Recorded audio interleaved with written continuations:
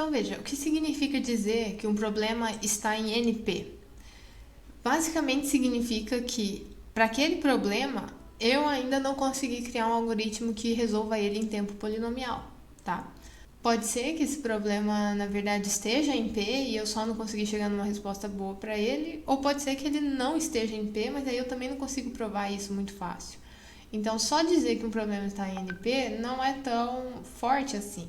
Seria legal ter algum tipo de argumento que fortalecesse a hipótese de que o problema não está em P.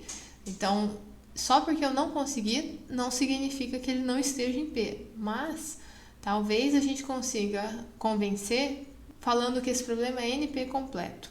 Um problema é NP completo se ele está em NP e todo outro problema de NP se reduz em tempo polinomial para esse problema aqui, certo?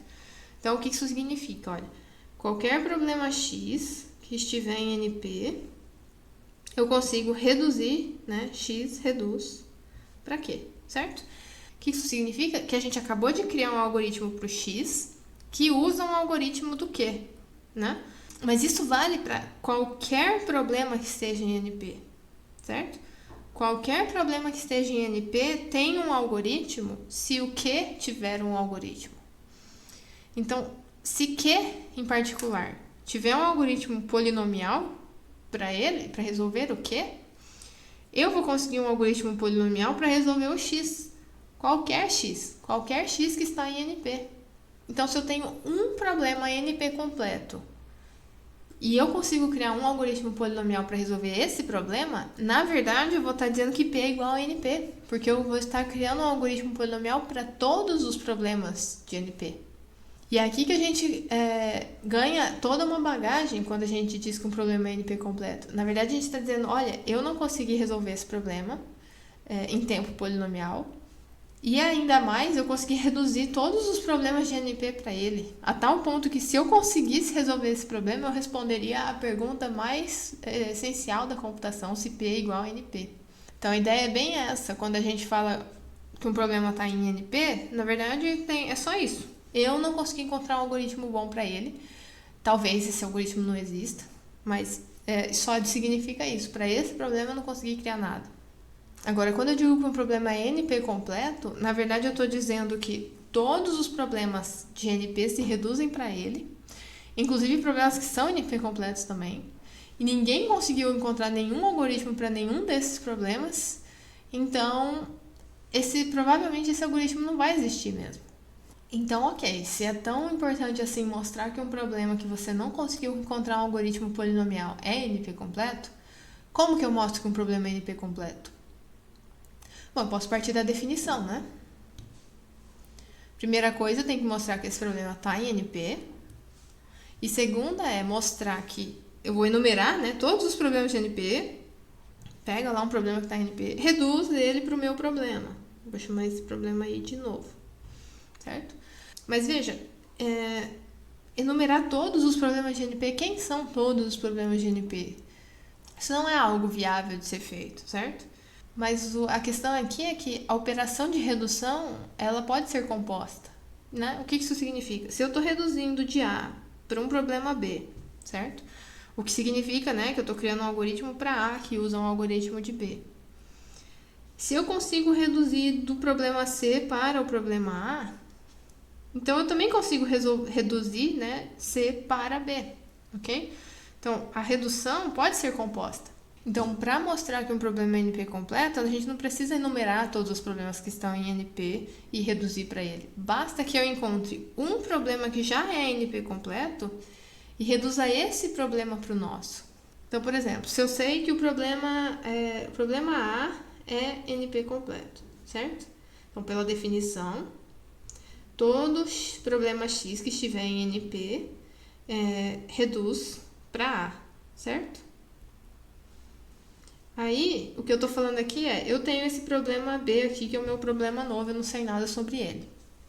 O que significa reduzir A para X? Então, A reduz, aliás, para o B, né? A reduz para o problema B. Bom, se A reduz para o problema B, e eu sei que qualquer outro X que está em NP reduz para A, Então, na verdade, eu sei que x, qualquer outro problema x que está em NP também reduz para o B, tá?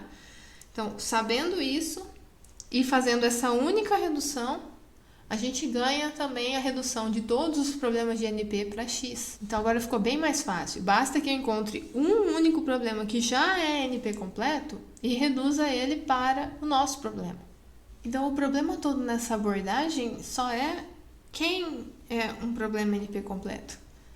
Porque basta pegar um deles e reduzir para o seu. Mas como é que esse problema eu provei que ele era NP completo? Porque eu peguei um outro NP completo e reduzi para ele. E esse outro NP completo, como que eu provei que ele era NP completo? Então, em algum momento isso tem que parar, né? Em algum momento a gente tem que ter mostrado o primeiro problema NP completo. Então, precisou em algum momento existir o primeiro problema NP completo para eu conseguir provar os outros a partir dessa única redução. E esse problema é o 3-SAT, tá? Ele é um problema onde a gente recebe uma fórmula que está na forma normal conjuntiva. Ela contém literais de variáveis booleanas x1 até xn. Então, o que isso aqui significa? Né? Uma fórmula com variáveis. Então, isso é uma fórmula. Tá? Então, uma fórmula com variáveis booleanas. Tá? Então, isso aqui, x1 é verdadeiro ou falso. Cada um aqui, cada xi é verdadeiro ou falso. Então, a gente diz que um xi é uma variável booleana. Agora, o xi e o seu complemento são literais, tá? Essa forma normal aqui, 3CNF, significa que cada cláusula dessas tem 3 literais, tá? E as cláusulas são conectadas por conjunções, né? Por es. Será que existe uma forma de atribuir valores verdadeiro ou falso para essas variáveis aqui? De tal forma que essa fórmula, que ela seja verdadeira, certo? Então, por exemplo, se eu der verdadeiro aqui para o x1, claro que a negação dele vai ser falsa, certo? Então, bom, essa cláusula já ficou satisfeita, né? Porque basta num ou, né? Basta que uma das coisas seja verdadeira. Mesma coisa para essa cláusula aqui. Agora, para essa ficar satisfeita, eu poderia, por exemplo, dizer que o V3 é verdadeiro, né? E aqui seria verdade também. Nem importa muito o que eu fale para os outros. Por exemplo, se o x2 é falso, então se a negação do x2 for falsa, né, então o x2 vai ser verdadeiro. E aqui eu posso dizer que o x4 é falso, então a negação vai ser verdadeira. E essa aqui é uma fórmula sim, né? Então, existe uma forma de atribuir valores para as variáveis, e as variáveis só são x1, x2, x3, x4, e que satisfez essa fórmula, certo? E isso descrito como uma linguagem seria, né, então 3-SAT é a linguagem das cadeias que representam fórmulas que são satisfatíveis, né?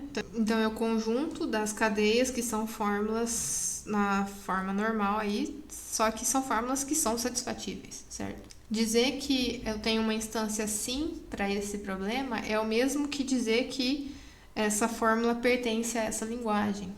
Esse é um teorema, um resultado bem clássico em computação, porque dois pesquisadores, de formas diferentes, inclusive, provaram que esse problema é NP completo.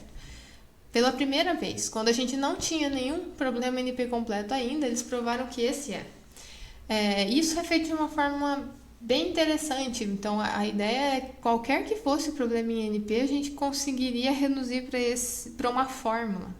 De tal forma que quando essa fórmula pudesse ser satisfeita, o problema fosse uma entrada sim, né? E quando a entrada fosse sim, essa fórmula pudesse ser satisfeita.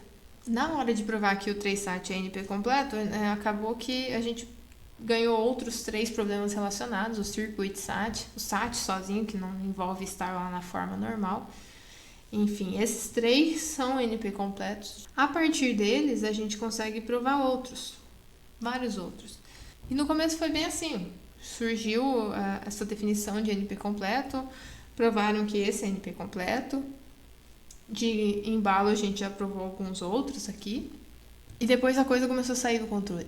Tem muitos problemas NP completos. Muitos, muitos mesmo.